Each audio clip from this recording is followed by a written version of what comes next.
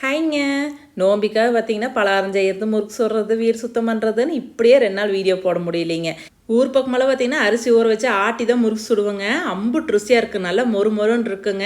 இது வரைக்கும் நான் முறுக்கே ட்ரை பண்ணதில்லை. இல்லை எண்ணெயில் போட்டால் பிரியுது, அப்புறம் என்ன புளி வர மாட்டேங்குது, இது மாதிரி எந்த கம்ப்ளைண்ட் இருந்தாலும் இது மாதிரி ஒரு டைம் செஞ்சு பாருங்கள். நான் சொல்கிற அளவுகளோட கண்டிப்பாக தப்பே வராதுங்க. வாங்க எப்படி செய்கிறதுன்னு பார்க்கலாம்.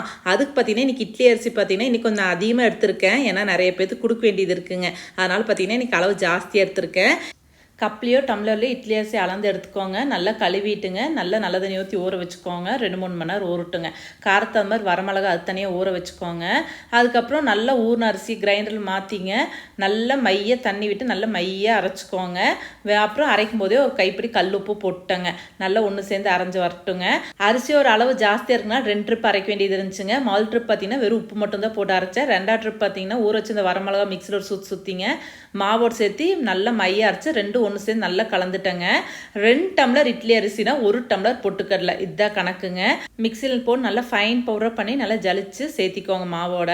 அதோடைய இப்போ வெண்ணெய், ஓமம், எள் இதெல்லாம் அவங்கவுங்க விருப்பத்து மாதிரி அதிகமாக சேர்த்திக்கோங்க. சட்டியில் காயிற ஒரு குளிக்கரண்டி எண்ணெய் எடுத்து ஊற்றிங்க, நல்லா பிசைஞ்சிருக்கோம். வேணால் கொஞ்சம் தண்ணியும் தெளிச்சுக்கலாங்க.